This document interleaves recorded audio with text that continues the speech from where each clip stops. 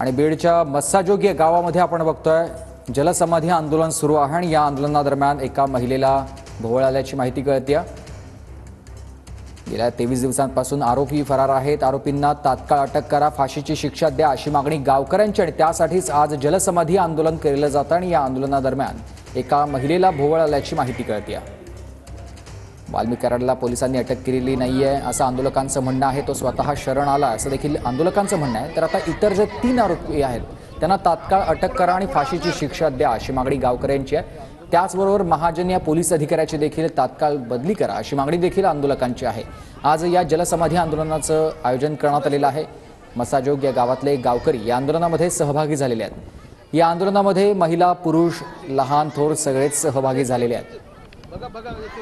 मसाजोगच्या ग्रामस्थांचं सामूहिक जलसमाधी आंदोलन सध्या सुरू आहे। देशमुखांच्या मारेकरांना तात्काळ अटक करा। आंदोलनामध्ये मोठ्या संख्येने ग्रामस्थ उपस्थित। मसाजोगमध्ये गावकऱ्यांचं जे आंदोलन आहे ते गेल्या तासभरापासून आंदोलन सुरू आहे आणि पाण्यामध्ये थांबलेल्या ज्या महिला आहेत त्यांची प्रकृती बिघडताना आपल्याला पाहायला मिळते आहे आणि या महिलांना आता पाण्याबाहेर काढण्याचा प्रयत्न जो आहे तो प्रशासनाच्या वतीनं करण्यात येतो आहे। या ठिकाणी ॲम्ब्युलन्स देखील बोलवण्यात आलेली आहे। प्रशासनाचे जे पथक आहे ते या ठिकाणी दाखल झालेलं आहे आणि गावकऱ्यांना आता विनंती करण्यात येते की हे आंदोलन थांबविण्यात यावं। या तलावामध्ये गेल्या तासभरापासून महिला ज्या आहेत त्या पाण्यात उतरलेल्या आहेत आणि त्या आंदोलन करतायत आणि या